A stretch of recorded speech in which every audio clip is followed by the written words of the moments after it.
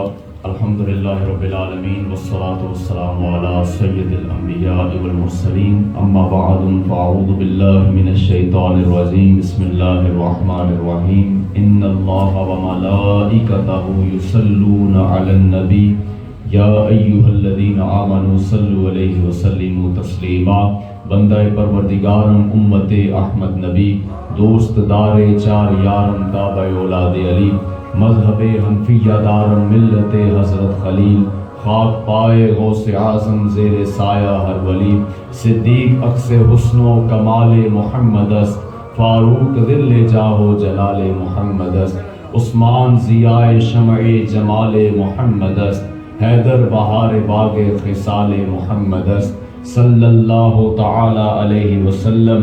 جس سہانی گھڑی چمکا طیبہ کا چاند، اس دل افروز ساعت پہ لاکھوں سلام، جس کی تسکین سے روتے ہوئے ہنس پڑے، اس تبسم کی عادت پہ لاکھوں سلام، وہ زبان جس کو صدقم کی کنجی کہیں، اس کی نافذ حکومت پہ لاکھوں سلام، وہ دہن جس کی ہر بات وحی خدا، چشمائے علم و حکمت پہ لاکھوں سلام، ہم غلاموں کے آقا پہ بے حد درود، ہم فقیروں کی ثروت پہ لاکھوں سلام، آسیوں تھام لو دامن مصطفیٰ، پھر پڑھو رب کی رحمت پہ لاکھوں سلام، سیدہ ظاہرہ طیبہ طاہرہ، جان احمد کی راحت پہ لاکھوں سلام، شہر یار ارم تاجدار حرم، نوبہار شفاعت پہ لاکھوں سلام، فتح باب نبوت پہ بے حد درود، ختم دور رسالت پہ لاکھوں سلام، اور ہم یہاں پر پڑھیں وہ مدینے سنیں، مصطفیٰ کی سماعت پہ لاکھوں سلام۔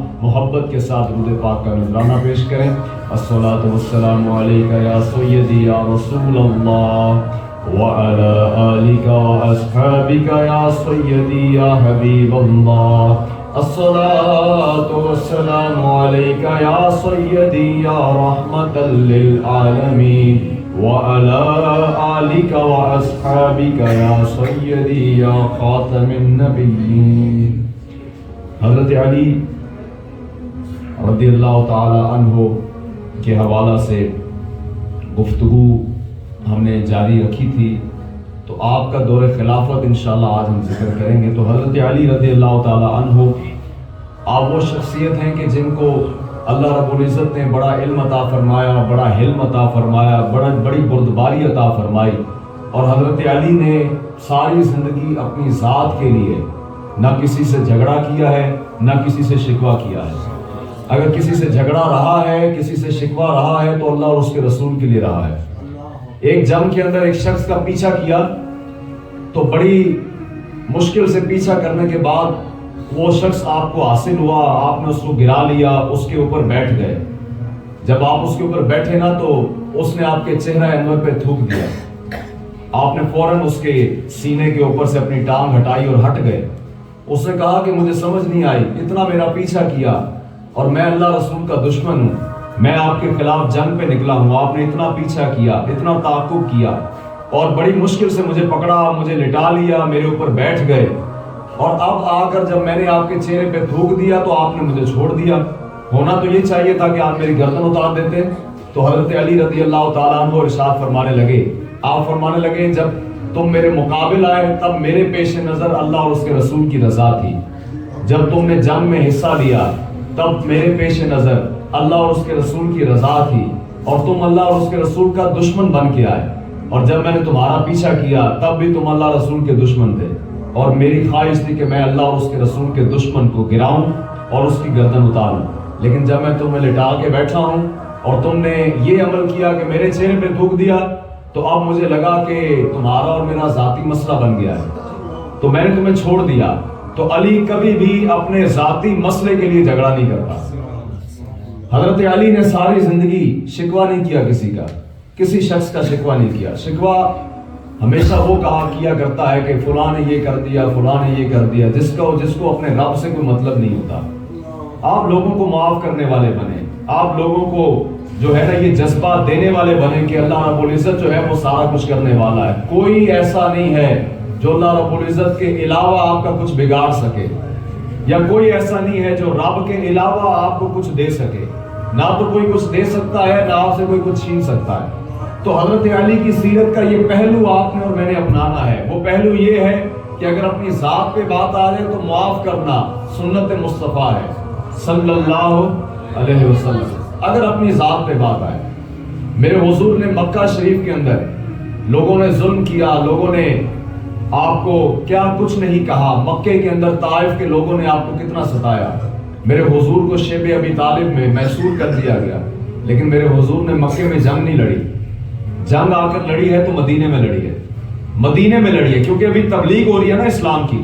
جب میں نے اور آپ نے تبلیغ کرنی ہے تب ہم نے بھی اپنا اخلاق دکھانا ہے, ہم نے بھی اپنا کردار دکھانا ہے. لیکن مدینے میں حکم آیا کہ محبوب اب تبلیغ تو ہو گئی ہے, لیکن اب اگر اسلام کا دفاع کرنا ہے تو آپ کو تلوار اٹھانے کی بھی اجازت ہے, آپ تلوار اٹھا سکتے ہیں. پھر مدینے میں جتنی جنگیں جتنی غزوات ہوئے سب مدنی زندگی میں ہوئے, اور مدنی زندگی کا عرصہ بھی تھوڑا ہے. 10 سال میرے محبوب نے مدینے میں گزارے, اور 10ویں سال جو ہے 10 ہجری کو میرے حضور کا وصال ظاہری ہوا, اور ان 10 سالوں میں 74 جنگیں لڑی گئیں, جس میں سے 74 جنگوں میں سے آدھی غزوات ہیں, کچھ جو ہیں وہ جنگیں ہیں. لیکن میرے حضور صلی اللہ علیہ وسلم کا 10 سال کا عرصہ ہے جس میں میرے محبوب نے جنگیں لڑی ہیں, غزوات ہیں. اس میں کچھ سریے ہیں کہ غزوہ کہتے ہیں جس میں حضور خود بنفس نفیس شریک ہوئے, اور وہ 27 ہیں. اور اسی طرح سے جنگ اس کو کہا جاتا ہے جس میں میرے محبوب نے کسی بھی صحابی کو اپنا امیر بنا کر بھیجا, وہ 47 ہیں. اور انہی کے اندر سرے بھی آتے ہیں. تو غزوہ اور جنگ 10 سال کے عرصے میں میرے حضور نے 74 غزوات اور جنگیں لڑی, کیونکہ حضور کے اخلاق سے اسلام پھیلا ہے, مدنی زندگی میں بھی مکی زندگی میں بھی. لیکن جب اسلام کو بچانے کی بات آئی ہے تو پھر حضور نے اپنی تلوار کا اظہار فرمایا ہے. اور میرے حضور صلی اللہ علیہ وسلم کے گھر کے اندر آپ کے کاشانہ اقدس میں ہم تو دیوار پہ سجانے کے لیے فریم لگاتے ہیں, میرے محبوب نے اپنی تلواریں لٹکائی ہوئی تھی. حضور نے بتایا کل امت کو کہ اگر اسلام اخلاق کا درس دیتا ہے تو اسلام تلوار کا بھی درس دیتا ہے. لیکن تلوار نکلے گی اور اخلاق نکلے گا تو یہ نکالنے کا جو فرق ہے نا کہ اس کا اظہار کہاں کرنا ہے, میرے محبوب کی سنت سے ثابت ہوا کہ اپنوں کے ساتھ اخلاق کام آئے گا, غیروں کے ساتھ تلوار کام آئے گی. وہ بھی تلوار تب کام آئے گی جب وہ مذمت کریں گے, اور آگے سے آپ کی مزاحمت بھی کریں گے, آپ کی بات کی مذمت کریں گے, آپ کی مزاحمت کریں گے, تو وہ تب تلوار نکالنی ہے. اس سے پہلے آپ نے اپنا اخلاق دکھانا ہے. تو حضرت علی نے اپنی ذات کے لیے ساری زندگی کسی سے شکوہ نہیں کیا, امیر المومنین بنے. تو حضرت ابو ہریرہ رضی اللہ تعالیٰ عنہ ارشاد فرماتے ہیں کہ میں نے دیکھا کہ کوفے کے بازار کے اندر امیر المومنین حضرت علی رضی اللہ تعالیٰ عنہ اپنی زرہ لے کر کھڑے ہیں. اور لفظ کیا ہے؟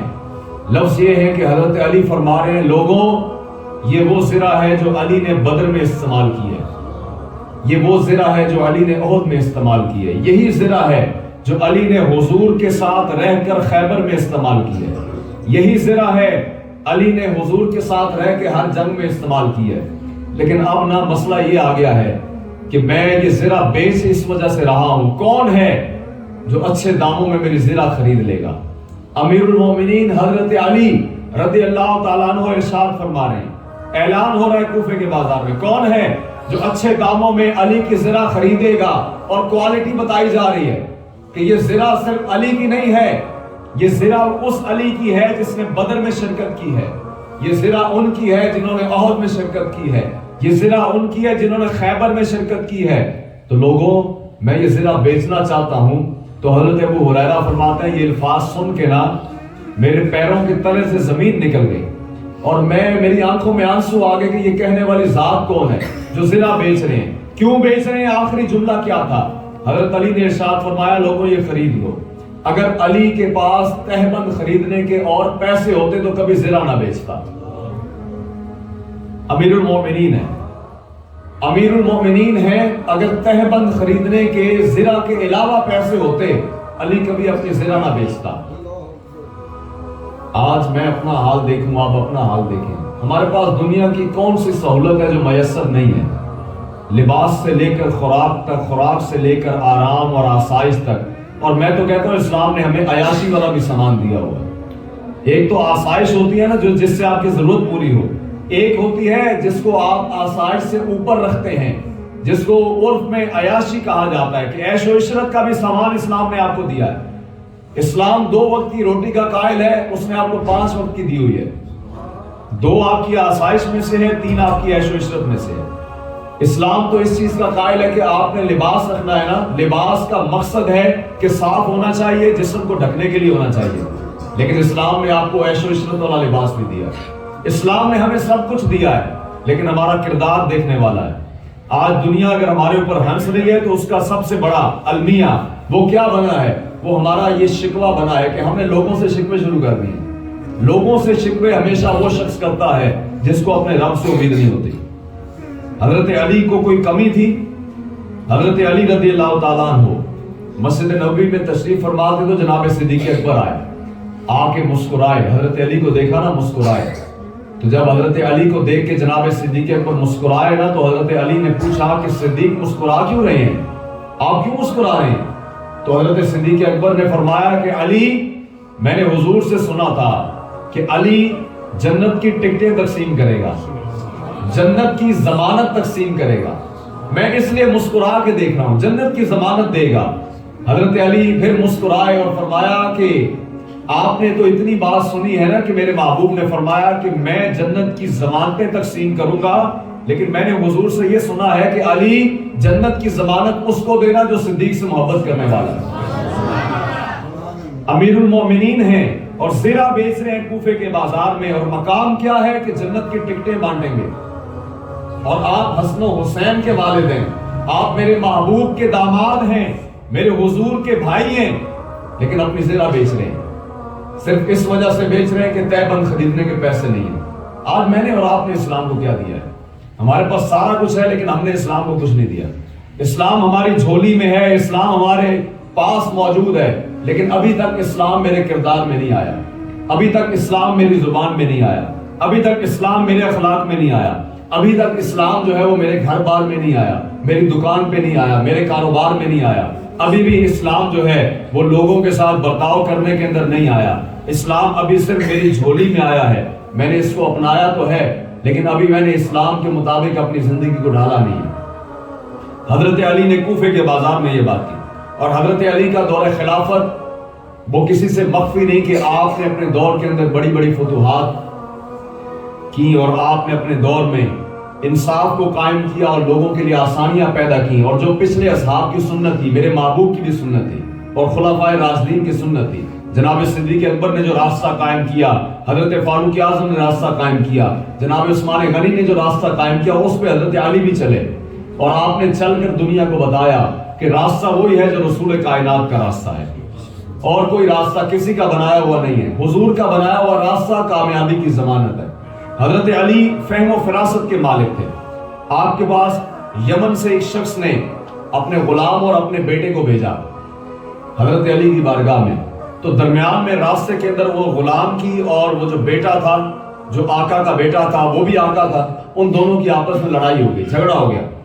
تو حضرت علی رضی اللہ تعالیٰ عنہ کی بارگاہ میں آنے سے پہلے جب ان کا جھگڑا ہوا تو وہ غلام نے سوچ لیا کہ میں نے اب اپنے آقا کا جو بیٹا ہے نا اس کو بیچ کے آنا ہے کوفے کے بازار میں.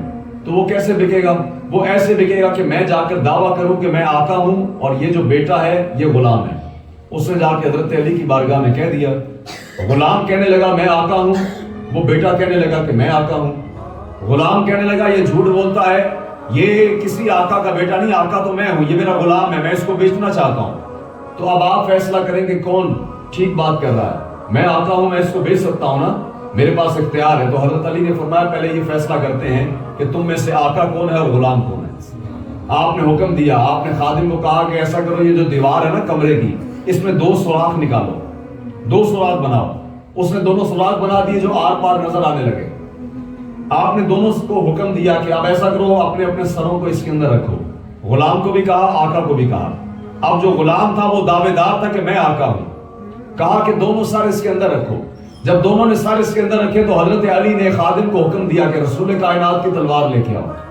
اس تلوار کے ساتھ جو غلام ہے نا، غلام ہے، اس کا سر کاٹ دو.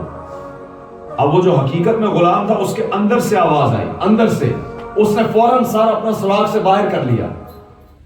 اب اگر اس کو ڈر ہی نہیں تھا کیونکہ وہ تو آقا بنا ہوا تھا، اس کو تو ڈر ہی نہیں تھا کہ سر اس کا کاٹا جائے گا، لیکن اندر تو غلامی تھی نا، باہر سے بننے سے کچھ نہیں ہوتا۔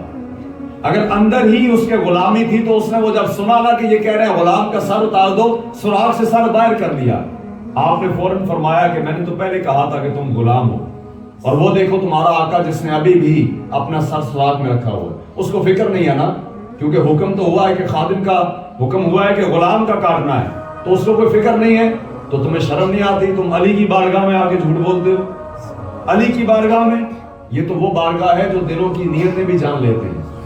حضرت علی رضی اللہ تعالی عنہ، آپ کا کردار کسی سے مخفی نہیں ہے۔ آج حضرت علی کے بارے میں میرے حضور نے فرمایا تھا، علی تم سے مومن ہمیشہ محبت کرے گا اور منافق ہمیشہ بغض رکھے گا۔ اور میرے حضور صلی اللہ علیہ وسلم نے فرمایا کہ علی تمہاری طرح نا، تمہارے لیے میری امت کے دو گروہ ایسے بن جائیں گے جو دونوں ہلاک ہو جائیں گے۔ ایک وہ ہوگا جو تمہاری محبت میں غلو کرے گا۔ غلو کا معنی یہ ہوتا ہے کہ اس کو وہ مقام دینا جو اس کا نہیں ہے۔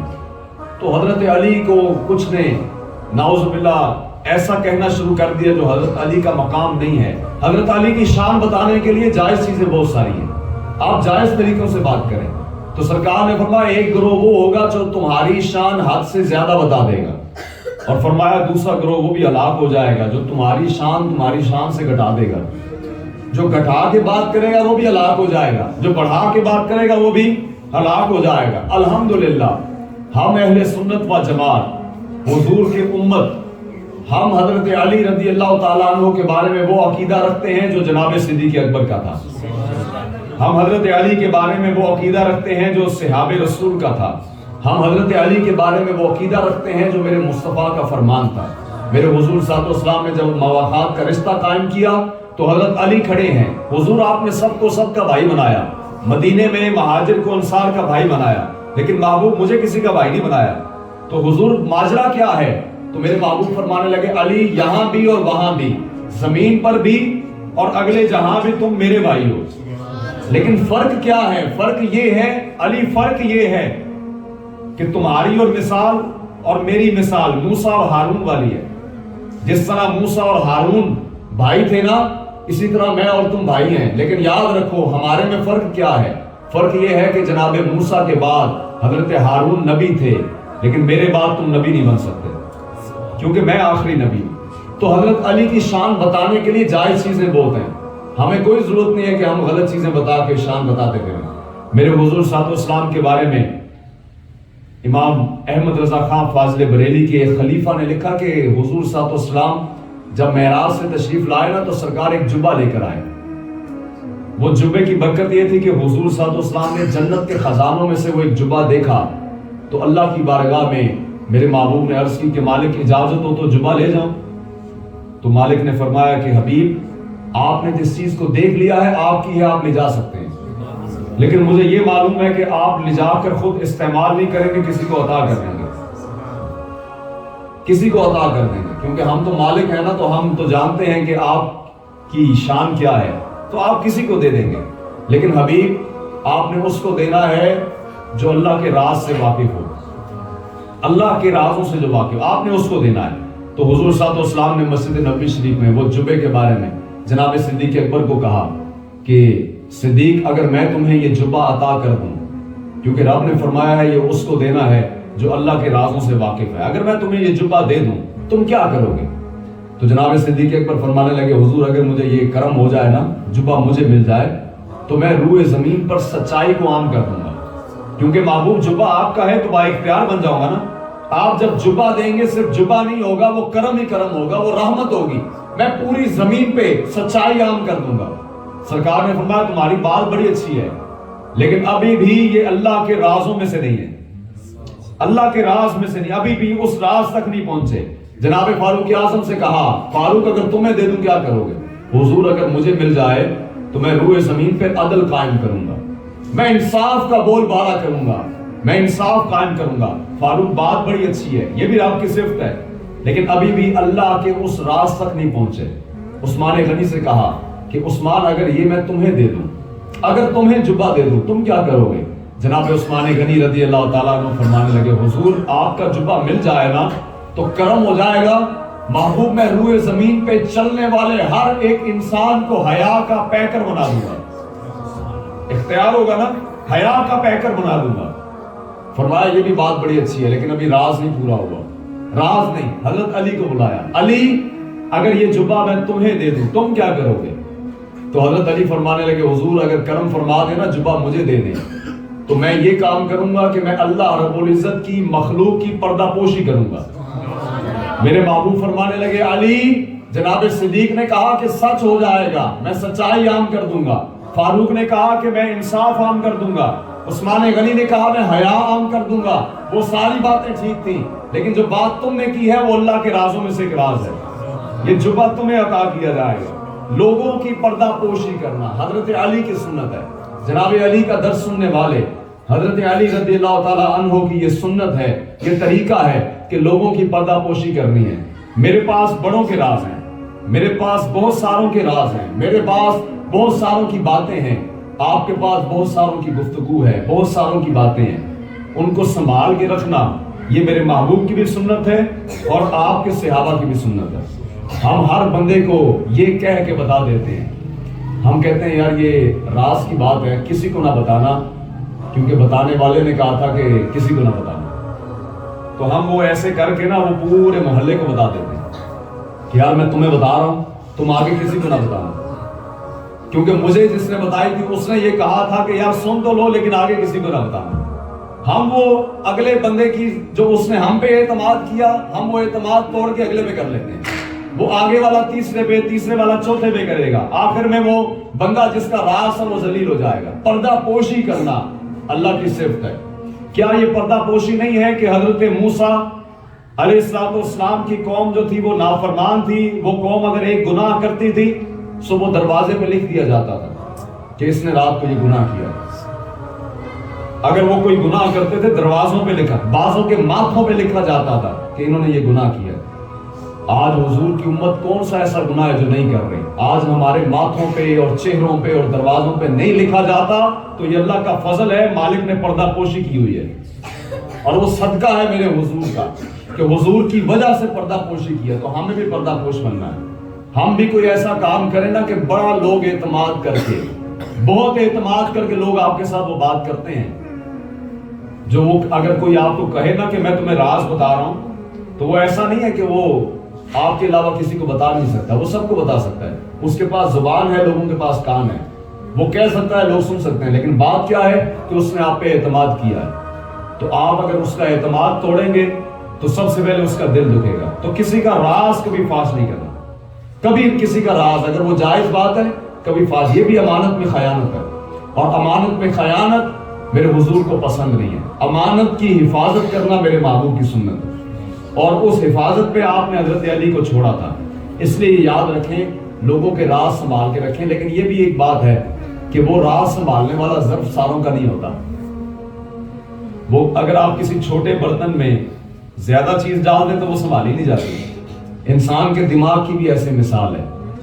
بعضوں کا جو ظرف ہوتا ہے نا یہ برتن کی طرح ہوتا ہے. عقل اللہ رب العزت نے سب کو عطا کی ہے لیکن جو ظرف ہے نا وہ کسی کسی کے پاس ہے. ظرف کہتے ہیں قوت برداشت کو. یہ ظرف جو ہے نا وہ کھلے برتن کی طرح ہے. آپ کو اگر کسی نے کوئی بات کہی ہے تو آپ کی قوت برداشت کتنی ہے کہ آپ نے سن تو لی ہے, اب سنبھالنا بھی تو آپ کا کام ہے, سنبھالنی بھی آپ نے.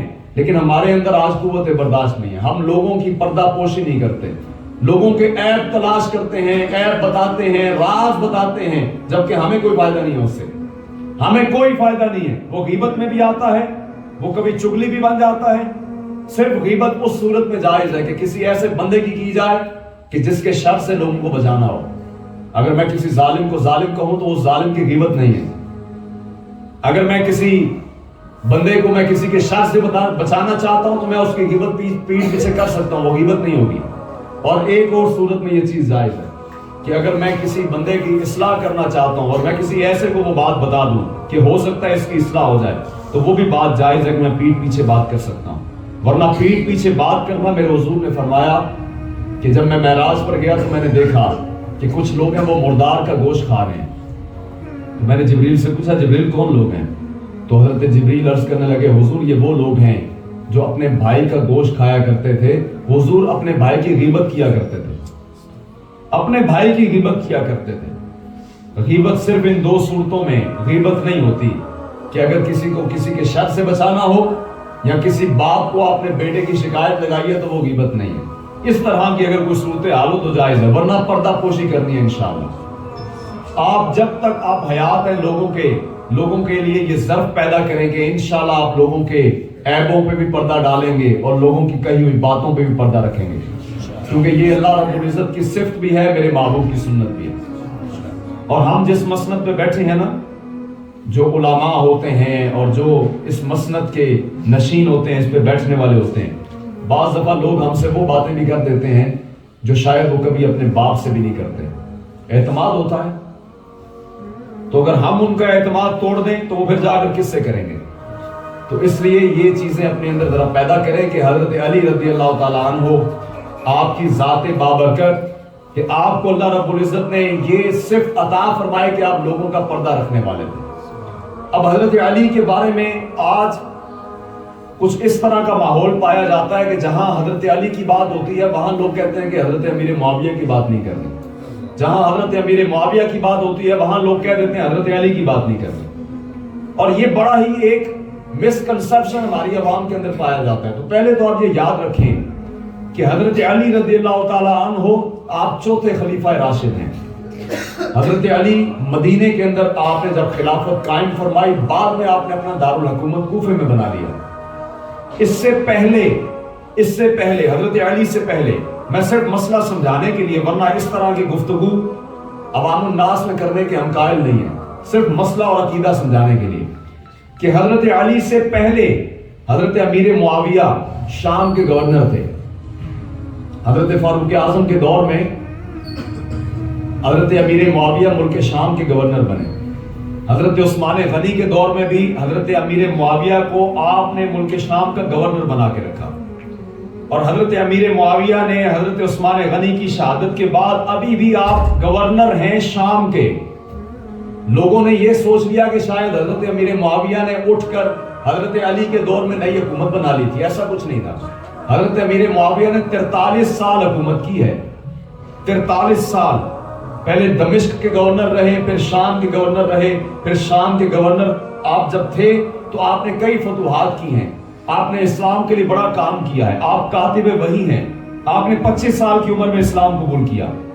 اور حضرت امیر معاویہ امت کے ماموں بھی ہیں، میرے اور آپ کے ماموں ہیں، میرے اور آپ کے ماموں، کیونکہ آپ کی ہمشیرہ حضرت امیر معاویہ کی ہمشیرہ، کیونکہ آپ حضرت ابو سفیان کے بیٹے تھے، اور حضرت ابو سفیان کی صاحبزادی میری اور آپ کی والدہ ہیں، ام المومنین ہیں۔ اس لیے ہمیں یہ حق نہیں پہنچتا کہ ہم زبان دراز کریں۔ حضرت امیر معاویہ کی حکومت تب نہیں تھی کہ جب حضرت علی نے خلافت قائم کی اور آپ نے انکار کیا حضرت امیر معاویہ نے کہ میں حضرت علی کی بیعت نہیں کرتا، ایسا نہیں ہے۔ حضرت امیر معاویہ پہلے سے ملک شام کے گورنر تھے۔ اب بات آ گئی کہ حضرت علی اور حضرت امیر معاویہ کے درمیان میں بات کیا تھی۔ حضرت امیر معاویہ اور حضرت علی کے درمیان میں ایک اختلاف تھا، اور وہ یہ تھا کہ حضرت علی رضی اللہ تعالیٰ عنہ نے یہ کہا کہ جو جناب عثمان غنی کے شہید کرنے والے ہیں نا، جو قاتل ہیں، ہم ان کو سزا دیں گے، لیکن ابھی چونکہ حکومت نئی آئی ہے، خلافت قائم ہوئی ہے، اور آج بھی حکومتوں کا یہ تقاضا ہے کہ جب حکومتیں نئی بنتی ہیں تو حکمت عملی سے چلنا چاہیے۔ تو حضرت علی نے فرمایا کہ ہم جناب عثمان غنی کی شہادت کا بدلہ ضرور لیں گے، لیکن ابھی نہیں لیں گے، تھوڑا بعد میں لیں گے، ریاست تھوڑی سنبھل جائے، جو خلافت قائم ہوئی ہے تھوڑے حالات ٹھیک ہو جائیں، تو ہم حضرت امیر معاویہ سے کہا کہ ہم حضرت عثمان غنی کے جو قاتل ہیں نا ان کا بدلہ ضرور لیں گے۔ حضرت عثمان غنی کو جنہوں نے شہید کیا، اور حضرت عثمان غنی کو جنہوں نے شہید کیا حضرت علی کے دور میں وہ مختلف لشکروں کے ساتھ ہو گئے، تو اب تو ان کو فلٹر کرنا بڑا مشکل تھا کہ وہ چونکہ سارے خارجی تھے، بلوائیے تھے، ان کو فلٹر کرنا بڑا مشکل تھا، نکالنا بڑا مشکل تھا، کوئی مسلمانوں کے گروہ سے مل گیا، کوئی کسی سے مل گیا، تو حضرت علی نے فرمایا کہ ہم بدلہ لیں گے، بعد میں لیں گے۔ حضرت امیر معاویہ نے فرمایا کہ ہم بدلہ لیں گے لیکن ابھی لیں گے۔ یہ اختلاف تھا دونوں میں۔ حضرت علی نے فرمایا کہ ہم بدلہ بعد میں لیں گے، امیر معاویہ نے کہا کہ ہم بدلہ ابھی لیں گے۔ اور ایسا کہیں نہیں ہوا کہ حضرت امیر معاویہ نے یہ کہا ہو کہ علی سے میں افضل ہوں۔ بدایہ و نہایہ میں امام حافظ ابن کثیر نے لکھا، حافظ ابن کثیر کہتے ہیں کہ صحابہ نے حضرت امیر معاویہ سے پوچھا کہ آپ یہ کہتے ہیں کہ میں علی سے افضل ہوں، آپ یہ بات کرتے ہیں، اس لیے آپ خلافت نہیں مانتے، اس لیے آپ بیعت نہیں کرتے؟ تو حضرت امیر معاویہ نے اپنی زبان سے کہا، آپ نے کہا کہ میں کبھی یہ بات نہیں کرتا کہ امیر معاویہ علی سے افضل ہے، علی بے شک افضل ہے، علی افضل ہے، لیکن ہمارا صرف ایک بات پہ اختلاف ہے کہ آپ کہتے ہیں کہ میں بدلہ لوں گا، بعد میں لوں گا، امیر معاویہ نے کہا کہ میں بدلہ ابھی لینا چاہتا ہوں، عثمان کے جو قاتل ہیں وہ ہمارے حوالے کر دیے جائیں، میں بھی بیعت کر لوں گا۔ اب یہ یہاں پر اہل سنت کا موقف یاد رکھیں، اہل سنت کا موقف یہ ہے کہ حضرت علی حق پر تھے، خلافت حضرت علی کی تھی، حضرت علی حق پہ تھے اور حق حضرت علی کے ساتھ تھا، لیکن حضرت امیر معاویہ نے جو بات کی، جو مطالبہ کیا، وہ ان کی خطا تھی اور خطا اجتہادی تھی۔ کون سی خطا تھی؟ اجتہادی خطا ایسی خطا ہوتی ہے جو مجتہد کرتا ہے اور اس کے کرنے پر گناہ نہیں ہوتا۔ اگر کوئی مجتہد ہے، وہ اجتہاد میں کوئی خطا کر دے، گمان کرنے میں، سوچنے میں، فیصلہ کرنے میں، شریعت کی بات کرنے میں، کوئی حکم نافذ کرنے میں، اگر کوئی اس طرح کا کام ہو جائے تو اس مجتہد کو وہ خطا معاف ہے۔ حضرت امیر معاویہ کے بارے میں زبان دراز کرنے سے پہلے یاد رکھیں اہل سنت کا موقف ہے، اور وہ یہ ہے کہ ہم حضرت امیر معاویہ کو اجتہادی خطا کے ساتھ ہم بات کرتے ہیں کہ آپ نے جو بات کی، جو مطالبہ کیا، وہ ایک اجتہادی خطا تھی، اس سے زیادہ کچھ نہیں۔ کسی کو اجازت نہیں ہے کہ وہ بیٹھ کے آپ کا کردار تولے۔ حضرت امیر معاویہ کاتب وحی ہیں، امت کے ماموں ہیں، امت کے ماموں ہیں، اور میرے حضور نے فرمایا امیر معاویہ کو کہ میں دیکھ رہا ہوں کہ ایک نور میری گردن کی طرف سے اٹھ رہا ہے اور ملک شام کی طرف جا رہا ہے اور تمہیں اللہ حکمرانی دے گا۔ امیر معاویہ فرماتے ہیں مجھے یقین ہو گیا کہ اللہ مجھے حکمرانی دے گا، اللہ مجھے حکمران بنائے۔ پھر حضرت امیر معاویہ فرماتے ہیں حضور نے میرے بارے میں دعا فرمائی کہ امیر معاویہ اللہ تمہیں بھی ہدایت دے اور تمہیں ہدایت یافتہ بھی رکھے، ہدایت دینے والا بھی رکھے، اور لوگوں کو یہ توفیق ہو کہ وہ تم سے نفع حاصل کریں۔ اور پھر آپ کے بارے میں جب اتنے فضائل موجود ہیں تو امت کو اجازت نہیں ہے کہ وہ ذرا سی بھی بات کر جائے۔